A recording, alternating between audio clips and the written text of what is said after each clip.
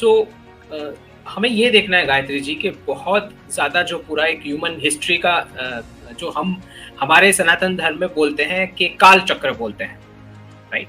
तो वही फॉर्मेट जो है हम देखते हैं कि जैसे आई एम अ जैन, तो जैनिज्म में उसको बोलते हैं उत्सर्पिणी and अवसर्पिणी cycle, right?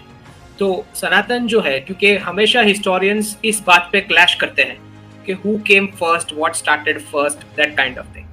Now something which is a cyclical, तो उसमें तो स्टार्टिंग पॉइंट और एंड पॉइंट होते ही नहीं। सो हु केम फर्स्ट वाला क्वेश्चन तो it's out of this thing, out of syllabus kind of a thing.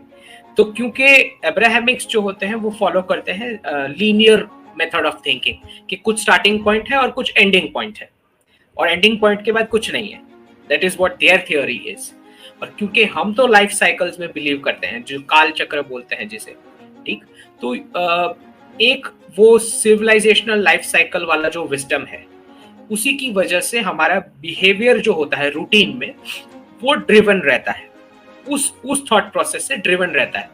तो एक अब्राहमिक को आप देखोगे और सनातनी को देखोगे तो आपको समझ नहीं आएगा, आपको लगेगा सब कुछ सेम ही तो है, रूटीन चल रहा है। बट आइडियोलॉजी का जो एक थॉट प्रोसेस है विच इज कंप्लीटली डिफरेंट, ठीक। मैं आपको, और वो हर जगह आपको, मतलब अगर आप प्रिसिशन से अगर आप देख पाए तो आप डाइसेक्ट करके देख सकते हैं। तो लैंग्वेज में आपको क्लियर दिखेगा। जैसे हम जिस इवेंट को हम भूमि पूजन बोलते हैं, उसको वो लोग ग्राउंड ब्रेकिंग बोलते हैं। तो एक पूजन है और एक ब्रेकिंग है, तो आइडियोलॉजी का डिफरेंस समझ आता है आपको। तो ये जो टेम्पलेट्स है, जो लैंग्वेज भी बिल्कुल उसी थॉट प्रोसेस से डिराइव भी होएगी, वेरी नेचुरल है, क्योंकि वन लाइफ वाले they are here for consumption.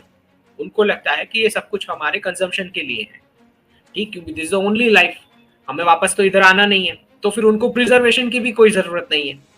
Which is Y आप जब यूनाइटेड नेशंस या किसी भी इंटरनेशनल बॉडीज के पॉलिसी डॉक्यूमेंट्स उठा के देखेंगे तो उसमें आपको, चलो क्लाइमेट गोल्स के बारे में वो कब बात कर रहे हैं, पोल्यूशन हो जाने के बाद, डिफॉरेस्टेशन हो जाने के बाद की बात कर रहे हैं, ठीक, तब जाके उनको क्लाइमेट चेंज समझ में आ रहा है। तो और हमारे में तो आप किसी भी भगवान का फोटो उठा के देख लें तो आपको सारी पूरी लाइफ के जितने भी सोर्सेज है वो सब उस एक ही पिक्चर में दिख जाएंगे। आपको स्नेक दिखेगा, आपको माउस दिखेगा, आपको लायन दिखेगा, आपको टाइगर दिखेगा, आपको वेपनरी दिखेगी सारी, आपको इक्विपमेंट्स दिखेंगे, आपको सरस्वती जी जो है वो लिटरेचर की बात कर रही है। तो ये पूरा इकोसिस्टम साथ में प्रिजर्व करके लेके चलने की बात इसलिए है क्योंकि लाइफ साइकिल है। तो वेस्ट में ये सिविलाइजेशनल विजडम आपको नहीं मिलेगा।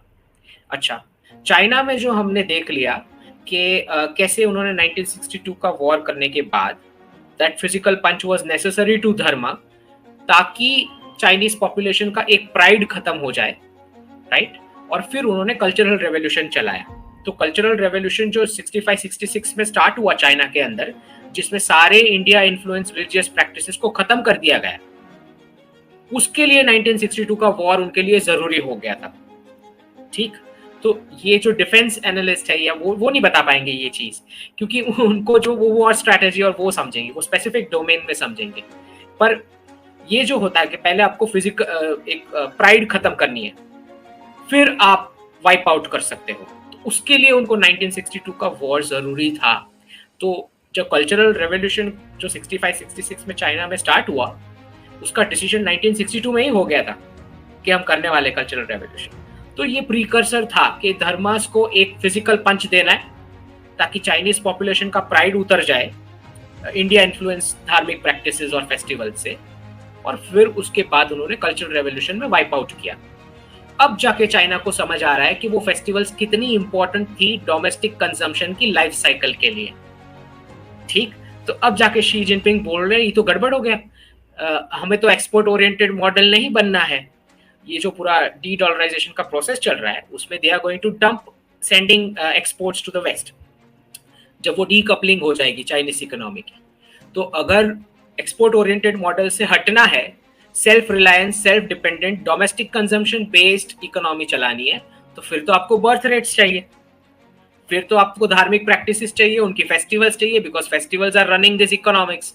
एवरी मंथ फेस्टिवल में होता क्या है, रिच सोसाइटी का जो रिच वर्ग है उनकी पॉकेट में से पैसे लोअर स्ट्रेटा में जाते हैं, वो भी सेलिब्रेटरी मोड में, राइट। तो एक तरह से सेंट्रल बैंक का जो रोल है वो ऑटोमेटिक ये धार्मिक प्रैक्टिसेस निभा रही है, मॉनेटरी पॉलिसी, फिस्कल पॉलिसी वाला, राइट।